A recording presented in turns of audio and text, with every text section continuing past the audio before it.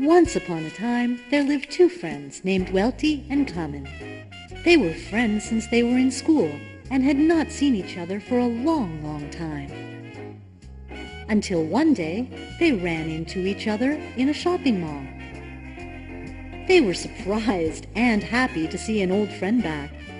They began to tell each other the stories of their lives. WELTY told the story of his fabulous life in which he had plenty of time to spend with his family, which he could afford, because he never had any problems with his finances. Plus, he had the freedom to pursue his hobbies and be engaged in social activities.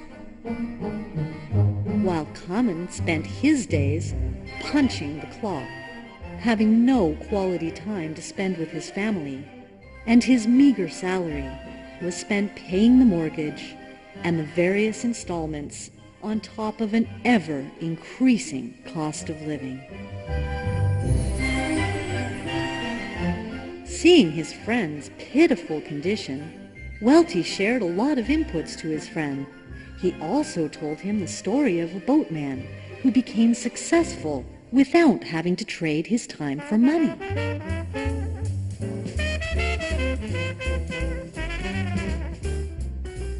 Once upon a time, there lived a village chief who had a beautiful daughter. Her beauty was such that all the young men in the village fancied her. Irie was the name of the girl given to her by her parents. Of all the young men in the village, Irie only set her eyes on two of them. One was called Brito and the other Boaty. It was their spirit and ambition that really impressed her. Time passed and seasons changed until one fateful day a terrible disaster struck the village. A mighty earthquake had split the village into two parts, separated in the middle by a wide and deep river. The village chief and his family was now on the western bank of the river, while the two young men, Brito and Boaty, were on the eastern shore of the river. The two young men started to make rafts in order to cross the river to see Irie. They did not realize that these rafts brought them something unexpected. They began to make money crossing the villagers who wanted to see their families to the other side of the river. Time passed, and by next year, Irie would be 18 years old. According to the village tradition, a girl is entitled to choose her suitor when she reached the age of 18. Irie was so distressed. She could not make up her mind as to choose between Brito or Boaty. Seeing the dilemma of his daughter, the village chief finally decreed a contest. Whoever managed to collect 1,000 tiles of gold within 1 year will be entitled to marry his daughter. 1,000 tiles of gold was not a small amount of money then. Brito and Boaty were scatterbrained to find a way to collect that amazing sum. They could imagine the thousands of crossings they had to make for 1,000 tiles of gold to materialize. They worked harder and competed to cross more people in order to make the 1,000 tiles of gold. As days went by, they became smarter. Now they were not only building rafts, but boats to accommodate more people in one crossing, thus increasing their income. Brito realized that he could not work alone like this forever. After spending some time calculating, he decided that he could never come up with that sum of 1,000 tiles of gold crossing people to the other side. After giving some thought to the matter, Brito decided that he would build a bridge connecting the two halves of the village, and he would make money by doing that. Brito believed that by building the bridge, he would not only have the 1,000 tiles of gold, but he would never have to row his boat again, forever. Brito set his heart to build the bridge that he had drawn. Although he encountered strong opposition and ridicule by the villagers, who told him that building a bridge was a crazy idea, a waste of time, and would never make any money. While building the bridge, Brito still continued to cross people with his boat, because he realized that his bridge had not yet been completed and still to yield a single cent. By day, he was crossing people with his boat, and by night and in his spare time, he was building his dream bridge. While Boaty's income had now increased by crossing more people with his great energy, he could do more crossings in a day than Brito. His lifestyle began to change, and every day he wasted his money indulging himself. Winter had finally arrived. Brito finally finished building his bridge. The opening day of the bridge was greeted enthusiastically by the villagers.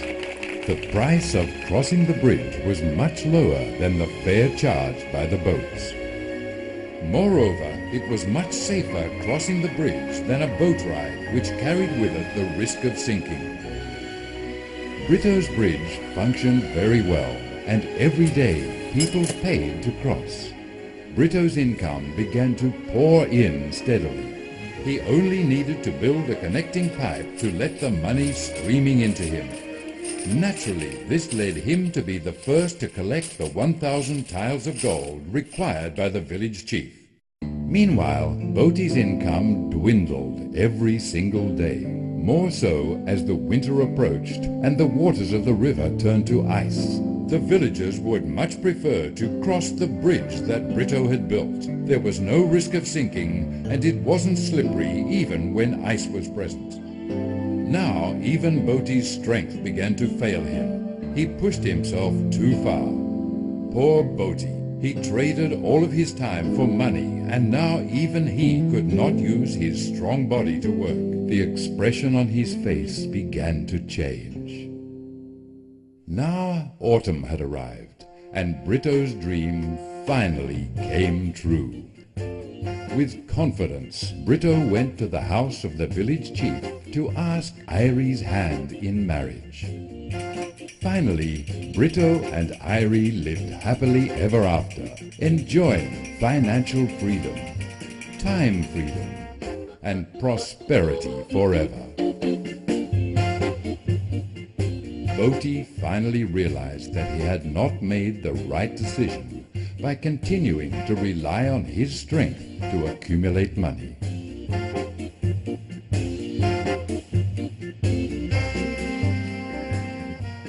After listening intently to the story, KAMEN was beginning to think that he too was doing the same thing that Boaty did. All this time, he was trading his time for money. Arriving at home, KAMEN still pondered Welty's word. Before going to bed, he finally made the decision to follow Welty's advice. That is, to make a smart move, like Brito did.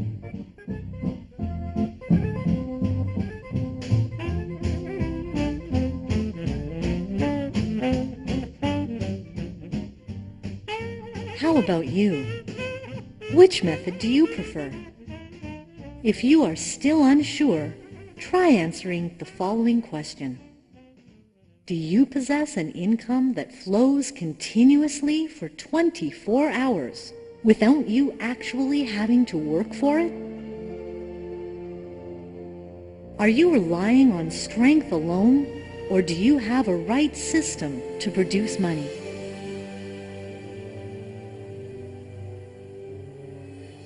Does your income continue to flow after you are gone?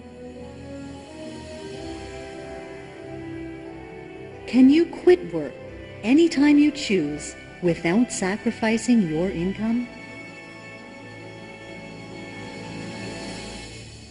Should you, for any reason, be out of work now, can you survive for the next year without a job? If you cannot say yes to all of these questions, then please contact or get the following VCD, Smart Idea by FaithNet, from the person lending you this VCD.